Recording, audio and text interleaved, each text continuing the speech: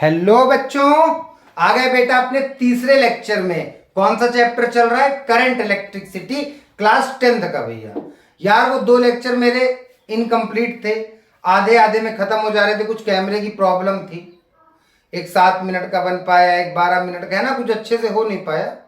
तो हम current electricity पढ़ रहे थे। पिछले लेक्चरों में मैंने तुमको करंट के बारे में बता दिया। आज के लेक्चर में बेटा हम न्यूमेरिकल लगाएंगे, जितना मैंने पढ़ाया, और हम एनसीईआरटी बुक को लेके चल रहे हैं। मैं एनसीईआरटी का एक एक पॉइंट पढ़ाऊंगा। जो पीले पीले बॉक्स होते हैं उन्हें तुम छोड़ देते हो, उन सब के अंदर तक का कंसेप्ट बताऊंगा, ठीक है? तो अभी तक हमने क्या पढ़ लिया? इलेक्ट्रिक करंट, सीधा करंट भैया, करंट जो हमें मारता है घरों में, जिस करंट से हम डरते हैं, वही वाला करंट। क्या होता है भैया? जब किसी तार के अंदर चार्ज बहने लगता है, चार्ज फ्लो होने लगता है, तो हम कहते हैं कि करंट बहने लगा, वही करंट होता है। चार्ज का फ्लो ही करंट होता है। Rate of flow of charge is called current. Current का सिंबल क्या था भैया? करंट का सिंबल आई था। अरे याद कर लो, एकदम समझो क्लास 10th वालों, डरो मत, ये बहुत बड़ी चीज नहीं है फिजिक्स कि कैसे आएगी। आई क्या हो गया? करंट का सिंबल। फॉर्मूला क्या है? Q/T। मैंने एक बात और बताई थी कि माइक्रो क्या होता है। ये किसका सिंबल है? माइक्रो का। इसका मतलब होता है 10⁻⁻⁶। मिली का मतलब क्या होता है? 10⁻⁻3। अब इस तरह वाले सवाल जब आते हैं बच्चों पास न्यूमेरिकल, तो घबरा जाते हैं, क्योंकि उन्हें इस तरह की चीज सॉल्व करनी नहीं आती। आज मैं सब बताऊंगा, ठीक है? तो अभी तक करंट में जितनी चीजें पढ़ा, जैसे मैं और तुमसे पूछ लूं, बताओ करंट को कौन सी डिवाइस मेजर करती है? तो भैया एमीटर। अच्छा ये बताओ, ये क्यू क्या है? भैया ये चार्ज है और इसकी एसआई यूनिट कूलाम होती है। टी क्या है? भैया टाइम है और इसकी एसआई यूनिट सेकंड होती है। अच्छा, उसके बाद मैं अगर तुमसे बोलूं 1 एम्पियर करंट क्या होता है? भैया जब 1 कूलाम चार्ज 1 सेकंड तक फ्लो हो किसी तार के अंदर, किसी कंडक्टर के अंदर, तो 1 एम्पियर के बराबर होता है। ठीक है, तुम्हें यह भी पता है 1 एम्पियर ऑफ करंट की डेफिनेशन। और मैंने क्या बताया था? हाँ, उस दिन देखो बात यहां अटक गई थी कि 1 कूलाम चार्ज में कितने इलेक्ट्रॉन होते हैं? कितने इलेक्ट्रॉन होते हैं? एनसीईआरटी में है इसका आंसर 6×10⁻18 इलेक्ट्रॉन। तुम इसका फील समझे? समझाता हूं। 6 गुणे 1 2 3 4 5 6 7 8 9 10 11 12 13 14 15 16 17 18। 6 और आगे 18 जीरो, गुणा कराऊंगा क्या आएगा? 6 और आगे 18 जीरो, 6। इतने इलेक्ट्रॉन होते हैं 1 कूलाम चार्ज में। यार मैं 12th में बताऊंगा चार्ज कैसे बनता है, कैसे क्या है, ठीक है? यहां पे तुम्हें ये बात जानना है कि 1 कूलाम चार्ज में कितने इलेक्ट्रॉन होते हैं? 6×10⁻18। मैंने इसलिए खोल दिया कि तुम समझ जाओ फील क्या है। आओ गिनते हैं, 1 10 100 1000 10,000 लाख 10 लाख करोड़ 10 करोड़ अरब खरब। उसके आगे तुम खत्म हो जाओगे, लेकिन गिनती नहीं खत्म होगी। समझ रहे हो? तो इतने नंबर ऑफ इलेक्ट्रॉन से 1 कूलाम चार्ज बनता है। भैया निकाला कैसे? बात यहां आती है कि निकाल कैसे रहे भैया, कैसे निकल के आया? तो आओ मैं निकालना सिखाता हूं। तुम्हें याद कर लेना है 6×10⁻18 इलेक्ट्रॉन 1 कूलाम चार्ज।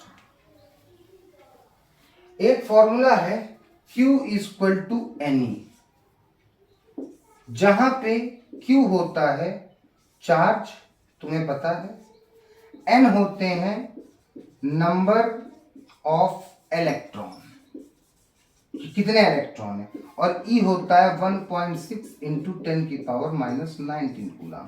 E का मतलब होता है चार्ज ऑन इलेक्ट्रॉन। इलेक्ट्रॉन पे कितना चार्ज होता है? 1.6 × 10⁻⁻19 कूलाम, वो E की वैल्यू है।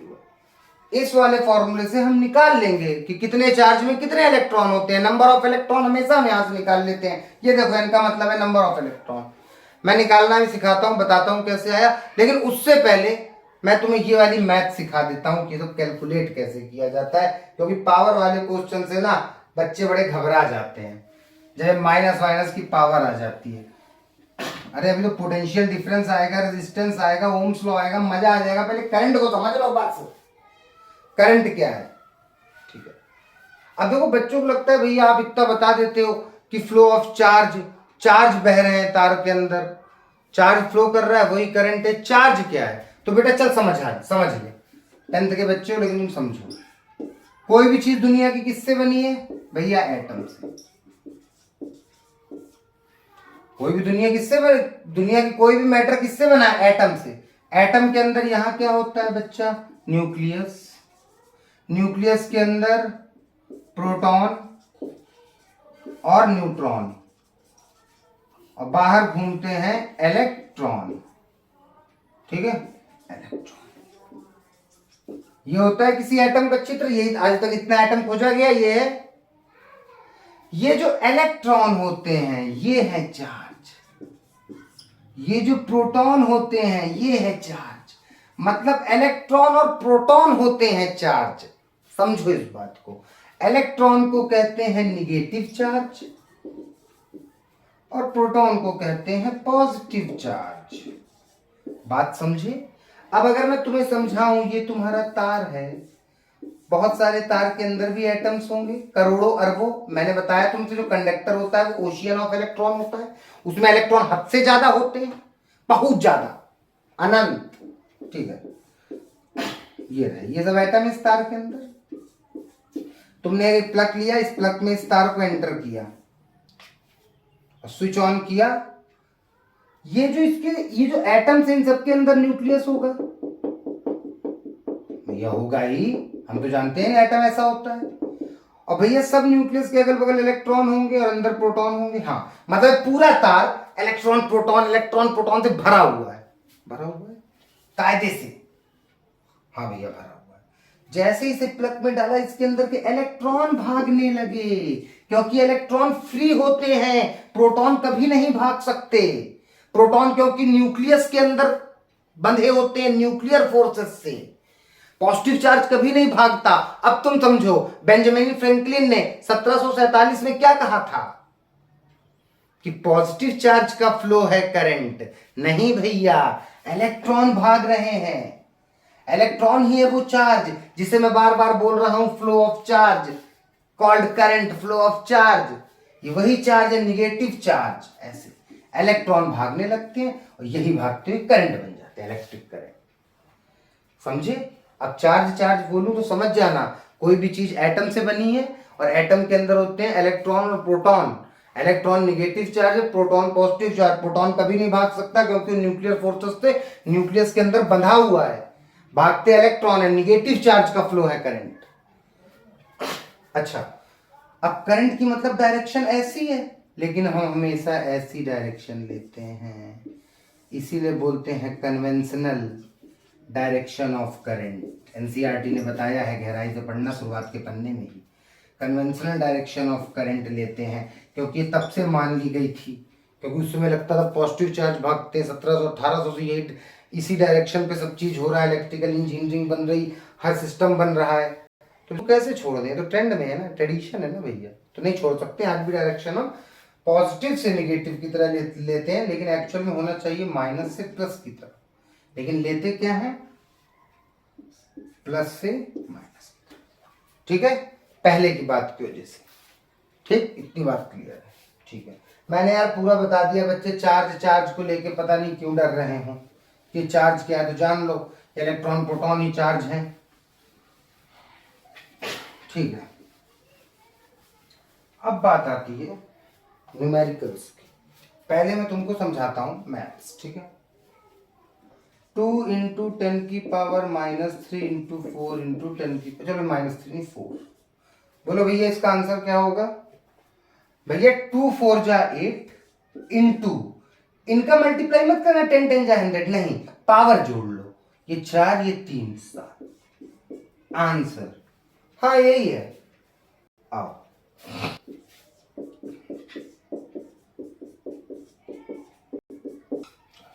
गुणा है, चाहे जिसका पहले कर ले। 3 चक्को 12, 3 4 जा 12 इंटू माइनस का, माइनस का 4, माइनस का 4, माइनस माइनस प्लस। ये बात समझ आई।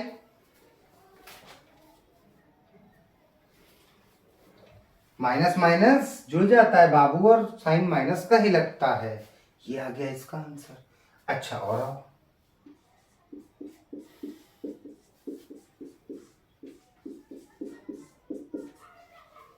इसको कुछ भी इंटू 5। चलो पहले नंबर का कर लो। 3 5 जा 15। अब यहाँ खेल आया समझना। ये माइनस ये अब उसको तुम ऐसे लिख सकते हो, अगर तुम्हें कंफ्यूजन हो मैं समझा दूँ। माइनस का 2 6 में कोई साइन नहीं है तो प्लस का 6 है, माइनस का 4 है। माइनस माइनस प्लस 4 2 6 माइनस का भाई बचा प्लस का माइनस प्लस माइनस 6 में 6 गए 0 10 की पावर 0। अब यहाँ बच्चे बहुत परेशान होते हैं। 10 की पावर 0 को बहुत बार 1 लिख देते, वो 10 लिख देते हैं लड़के इस जगह पे। नहीं, 15 इंटू किसी भी चीज की पावर अगर 0 होती है तो आंसर क्या होता है 1। इसका आंसर क्या आया 15। समझ लो इस बात को। जब भी किसी चीज की पावर 0 होगी तो वैल्यू क्या रखना है 1। ये चीज समझ आई ना। माइनस माइनस प्लस भैया 4 तो 6 फिर प्लस वाले से हुआ खत्म 0 बचा। और आओ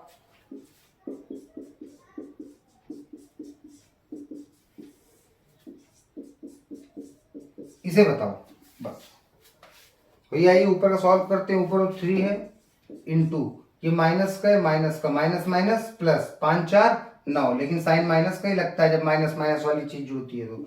नीचे 2 इंटू 10 की पावर -6। अब इस 10 की पावर -6 को आप ऊपर ले जा सकते हो, ये समझना है यहाँ पे। आओ माइनस का 6 से ऊपर ले जाओ। बस कंडीशन ये होती है जब कोई चीज नीचे की ऊपर जाती है तो अपना माइनस से साइन क्या कर ली प्लस। नीचे क्या बचा 2 3 इंटू माइनस और इसके साथ कोई साइन नहीं है तो क्या है प्लस माइनस 9 में 6 गए 3 बड़े के साथ माइनस तो अपॉन 2। 3 और 2 को डिवाइड कर दो। हमेशा याद रखना न्यूमरेटर वाली चीज अंदर रहती है, डिनोमिनेटर वाली चीज बाहर। 2 1 जा 2 1 बचा पॉइंट लगा 0 बढ़ा 2 5 जा 10 1.5 इंटू 10 की पावर -3। कुछ नहीं है यार, नॉर्मल है। समझे इस बात को? ठीक है अब लगाते हैं सवाल।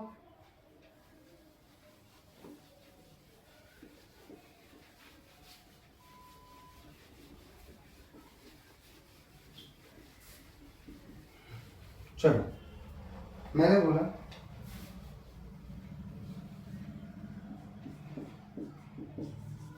if 2 microampere current is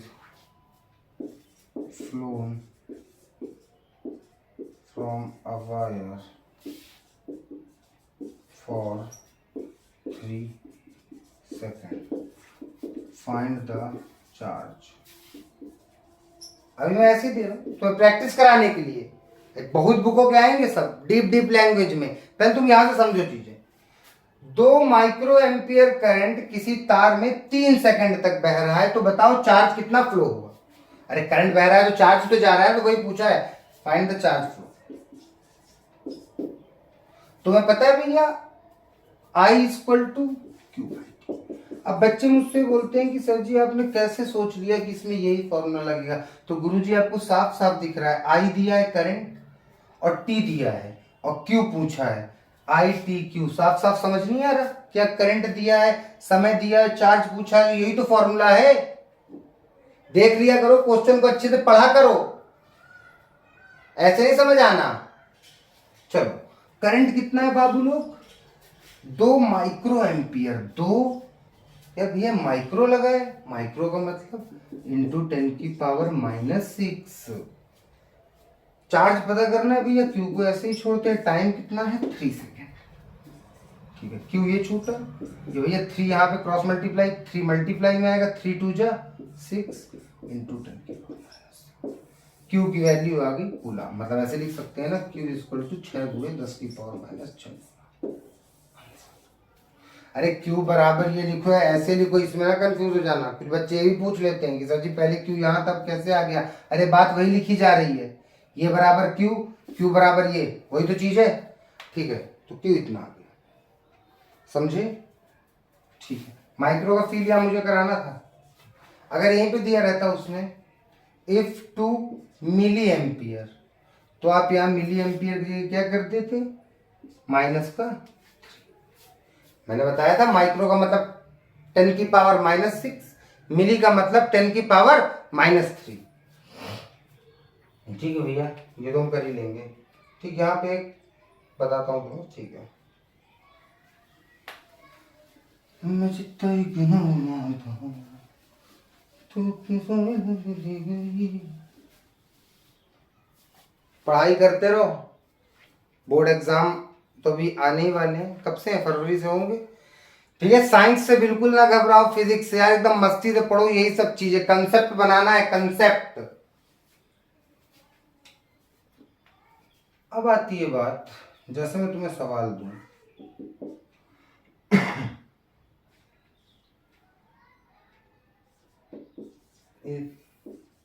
the 20 milli-coulomb charge is flown and 2 microampere current is generated. Find the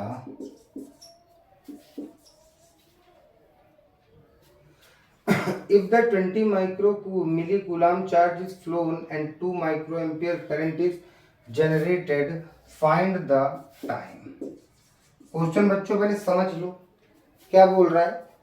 if the 20 millicoulomb charge is flown, अगर किसी तार में 20 मिली-कूलम्ब चार्ज फ्लो हुआ और इस फ्लो से 2 माइक्रो एम्पियर का करंट पैदा हुआ, तो बताओ ये चार्ज कितने समय तक के लिए बाहर। आइए भैया, क्या दिक्कत है, I equal to Q by T. I की वैल्यू क्या है, एम्पियर, 2 माइक्रो एम्पियर, 2 गुणे 10 की पावर -6, आई की जगह रख दिए बराबर, क्यू कितना है 20 मिली-कूलम्ब, 20 इंटू 10 की पावर -3, टाइम पता करना है। यहां पे लड़के टी निकालने में बड़े कंफ्यूज होते हैं कि भैया कैसे किसे ऊपर नीचे ले जाना है। देखो टी यहाँ आया और ये यहाँ गया, टी इसकी जगह पे आ गया, ये नीचे चला गया। 2 इंटू 10 की पावर, क्रॉस मल्टीप्लाई होता है ना बाबू, यहाँ जाके टी बन जाएगा, टी की वैल्यू निकालना है, टी को यही छोड़ेंगे, नीचे आ जाएगा, ये आ गया। अब देखो काटते हैं, 2 10 20, आओ ऊपर 10 बचा, 10 की पावर -3 और ये 10 की पावर 6,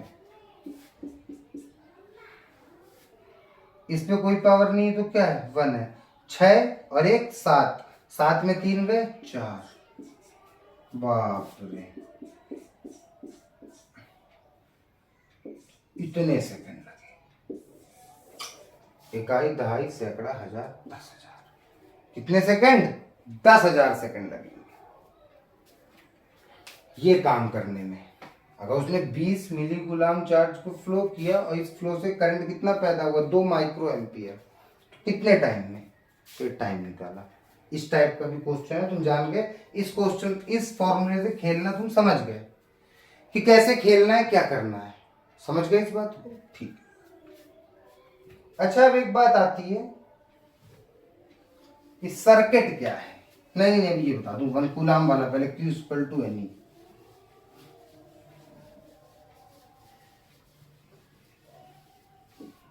अब देखो यहां पे भी कंसेप्ट की बात होगी, यहां पे जो बात करूंगा अब यहां पे भी समझना, जैसे मैं बोलूं find the number of charge in 2 coulomb,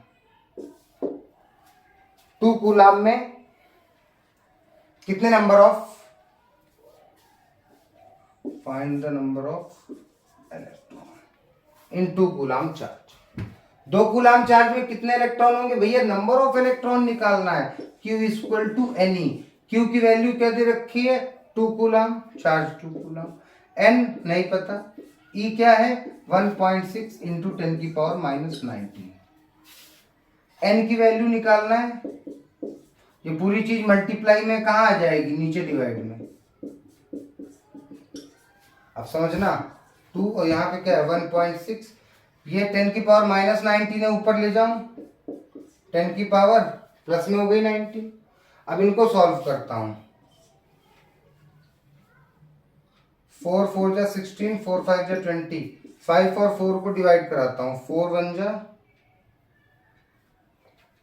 4, 4 2 जा 8, 4 5 जा 20, 1.25 इंटू 10 की पावर 19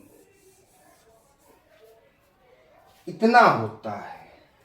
1.25 इंटू 10 की पावर 19 नंबर, इतने इलेक्ट्रॉन है 2 कूलाम चार्ज में। समझ रहे हो, समझे कि नहीं इस बात को? ठीक है भैया, 1 कूलाम वाला निकलवाओ जो एनसीईआरटी में। तभी मैंने पहले ये वाला सॉल्व करना सिखा दिया।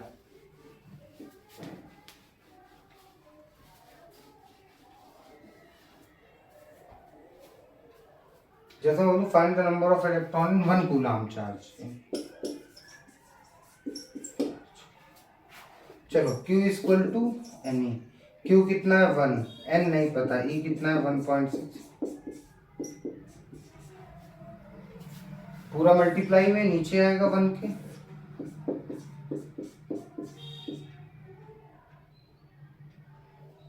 ये वैल्यू पूरी यहाँ पे आई, ऊपर उठा के ले जाऊं 1.6, पॉइंट काटूं 0 बनाऊं, अब 2 से काटूं 2 5 जा 10, 2 8 जा 16, 5/8, 5 अंदर 8 बाहर, 8 6 48, 8 दूनी 16, 8 पन 40, पॉइंट 625 गुणे 10 की पावर 19 इतने इलेक्ट्रॉन होते हैं 1 कूलाम चार्ज में भैया। लेकिन एनसीईआरटी में ये नहीं लिखा, आपका आंसर बहुत अलग है, वहां पे पावर 18 है। तो आज के बाद से तुम्हें एक बड़ी स्टैंडर्ड चीज बता दूं, फिजिक्स के न्यूमेरिकल्स के आंसर्स में हमेशा पॉइंट एक डिजिट के बाद लगा होना चाहिए। यहाँ पॉइंट यहाँ लगा है, कोई डिजिट के बाद नहीं, इसको उठा के यहाँ फेंको 6 के बाद 6.25। अब जब इसको हमने 6 के बाद फेंका, एक पॉइंट उठा लिया इस तरफ, तो यहां से एक घटाओ। ये रूल याद रखना, जब राइट साइड कुदाते हैं तो पावर में से माइनस करते हैं, अगर इसी को लेफ्ट साइड यहां से कहीं कुदाते तो पावर में प्लस करते। तो हमने आगे कुदाया है तो एक यहां से माइनस किया, क्या आया 18, पॉइंट के बाद की चीज काट दी और उन्हें लिख दिया, ये अप्रोक्सीमेट आंसर ये आया। समझे कैसे आया? ठीक है, समझ आ गया सर जी। अब तुम निकाल सकते हो, एक क्वेश्चन में दूं, find the number of electron in 2 microcoulomb charge. मतलब अभी तो भैया आपने पोटेंशियल डिफरेंस भी नहीं शुरू किया और अभी इतनी चीजें। हाँ भैया, गहराई जानना है तो ऐसे ही। अब देखो, 2 फॉर्मूले से परिचित हो गए हम, I equal to Q by T, दूसरा Q equal to N E. यहां पे हमेशा और हमेशा इस पे नंबर ऑफ इलेक्ट्रॉन निकालने के लिए फॉर्मूला हमेशा यूज होता है, और ये करंट का सबसे basic formula, real formula, I equal to Q by T. अच्छा, बात आती है सर्किट क्या है प्रभु, करंट किसमें चलता है? एक सर्किट होता है, करंट का जो क्लोज्ड एंड कंटिन्यूअस पाथ, लिखवा देता हूं एनसीईआरटी की definition, closed end continuous path of electric current called electric circuit. ये ब्लू क्वेश्चन में भी एक है सर्किट। यार सर्किट देखो, करंट किसमें चल रहा है? ऐसे ही बह रहा है क्या? हवा में बह रहा है क्या? फिर ये बाहर जा रहा है, चला जा रहा है? नहीं, एक सर्किट कंप्लीट होना चाहिए, एक उसका पाथ होना चाहिए जिसमें करंट चल सके। अब जैसे मैं ये स्विच बोर्ड लगा है और ये बल्ब लगा है, मैं ऑन करता हूं बल्ब जलता है, तो एक सर्किट था ना, ये मेरा बोर्ड था और यहाँ पे ये बल्ब लगा है और मैंने यहाँ से स्विच ऑन किया तो ये पूरा करंट गया यहाँ से यहाँ तक जला। पूरा इसका एक पाथ था, तो ये इसका सर्किट है, स्विच से लेके ये बोर्ड तक, ये एक सर्किट हो गया। सर्किट में बहुत चीजें आ सकती हैं, जैसे देखो मैं बनाता हूं एक सर्किट, करंट के चलने का रास्ता, पाथ, सर्किट। बिना सर्किट के, जब तुमने फ्रिज लगाया बटन ऑन किया, चार्जर लगाया बटन ऑन किया, बटन ऑन किया तो ये तुमने बटन, ये चार्जर यहाँ पे लगाया, ये बटन, ये मोबाइल लगाया, ऑन जैसे ही बटन किया शुरू करंट का बहना, तो ये एक सर्किट है। चलो यहाँ पे एक स्टैंडर्ड सर्किट लेके तुम्हें बताता हूं। करंट के चलने के अच्छे रास्ते को, सुगम पाथ को सर्किट कहते हैं। अरे यार यहीं से बताता हूं,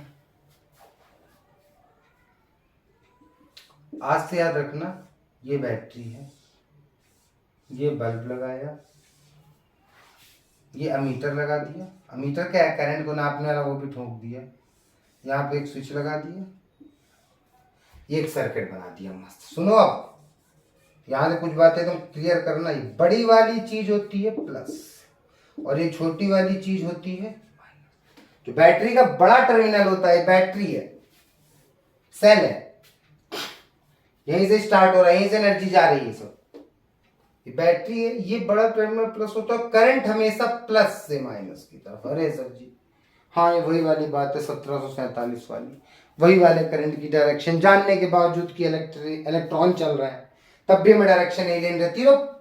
इसे बना लो अपने माइंड में, डायरेक्शन हमेशा प्लस से माइनस की तरफ। ये करंट निकला, ये गया, ये गया, ये गया, ये गया, मीटर का भी यहाँ प्लस लगाओ, यहाँ माइनस, ये गया, ये गया। ठीक है, ये क्या है, बल्ब। पूछ लेते हैं ना कि इलेक्ट्रिक सर्किट के कंपोनेंट्स क्या क्या होते हैं, इलेक्ट्रिक सर्किट में क्या क्या आता है, तो बल्ब, एमीटर, स्विच, ये वायर, ये बैटरी, ये सर्किट के कंपोनेंट है। सर्किट बनाने में ये सब भी लगते हैं, नॉर्मल सर्किट भी होते हैं, कुछ ज्यादा नहीं लगाया, बल्ब बल्ब बस बल्ब लगा दिया ना, एमीटर लगाया तो होगी। ठीक है, तो कुछ भी चीज तो एक सर्किट है, मतलब कि करंट के चलने का एक इजी पाथ, बढ़िया, इसमें करंट आसानी से चल सके। हर घर में करंट जहां जहां चल रहा है, जहां बल्ब चल रहे हैं, जहां टीवी चल रही, सब बढ़िया सर्किट है, सब चल रहा है। करंट बढ़िया से वहां से ऑन किया, फट से आया, टीवी ऑन हो गई, बढ़िया सर्किट। 20 से तार काट दो, सर्किट खत्म, फिर टीवी भला चला लेना, फिर करंट भला पहुंच पाए टीवी तक, नहीं, टीवी तक वो तार आना चाहिए, यही तो सर्किट है। अब उस सर्किट का कंपोनेंट टीवी भी है, वो स्विच बोर्ड भी है, वो वायर भी है। समझ गए होगे तुम, सीधा डेफिनेशन याद करो, closed end continuous path of electric current called electric circuit. अब ठीक है, एक और बात पोटेंशियल डिफरेंस से पहले यार देख ले भैया कैमरा चल रहा है कि नहीं, रुको पहले, क्योंकि बहुत बड़ी समस्या कैमरा की है, फिलहाल तो चल रहा है। देखो बच्चों, एक और कंसेप्ट क्लियर करोगे कि नहीं क्या अगले क्लास में? अच्छा, मुझे अगले क्लास के लिए मैं तुम्हें टॉपिक देके जाता हूँ, एनसीईआरटी के तीनों ब्लू क्वेश्चन। जैसे ही करंट इलेक्ट्रिसिटी चैप्टर शुरू होगा, तुम 1-1.5 पन्ना पढ़ोगे, एक एक लाइन पढ़ना, उसके तीनों ब्लू क्वेश्चन कॉपी में लिखना। क्या नहीं समझ आया कमेंट कर देना, तीनों क्वेश्चन कर लोगे। अच्छा चलो ठीक है, मैं अगले लेक्चर में करूंगा। तो तुम्हारा आज का वर्क तुम जान गए क्या है? और मुझे इन सब की डेफिनेशन कॉपी में चाहिए, किस किस की, what is current, right it SI unit,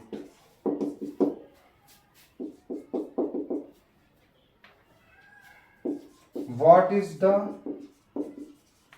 charge on electron. भाई करंट चैप्टर इलेक्ट्रॉन पे प्यार करना पड़ेगा, वही सब खेल कर रहा है। What is electric circuit. जितने क्वेश्चन बन सकते हैं ना एनसीईआरटी के, जितने भी क्वेश्चन बन सकते हैं, विच device measure the current in circuit।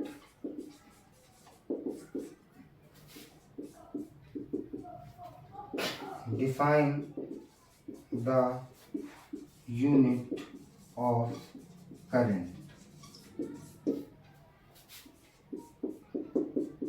और अपने मन की बात बोलूं, थोड़ा सा इन दोनों के इनके बारे में पढ़ लेना बाबू लोग, एक मेरे एम्पियर सर के बारे में और एक हमारे बेंजामिन सर के बारे में थोड़ा बहुत देख लेना। मैं अगले लेक्चर में पहले इनकी थोड़ी थोड़ी कहानियां सुनाऊंगा, ठीक है? क्योंकि करंट चैप्टर चल रहा है तो इन दोनों से तो हमें प्यार करना ही पड़ेगा। जब मैकेनिक्स चलेगी, मोशन चलेगा क्लास 11 में, तो न्यूटन सर से प्यार होगा। जब मॉडर्न फिजिक्स आएगी तो आइंस्टीन सर से प्यार होगा, है ना? ठीक है, इतनी चीजें। और तुम्हें न्यूमेरिकल है, न्यूमेरिकल लोगे? नहीं, न्यूमेरिकल नहीं, न्यूमेरिकल में लगवाऊंगा वहीं साथ ही साथ लगवाऊंगा, फिर दूंगा घर के, अभी नहीं फिलहाल। अभी I equal to Q by T पूरी चीज करना, ठीक है? इसी में क्वेश्चन डाल लो, ठीक है? हटाओ इतना। अभी पोटेंशियल डिफरेंस जब, अरे यार लिख लिया बच्चों, स्क्रीनशॉट ले लेना, ठीक है? सुनो, जैसे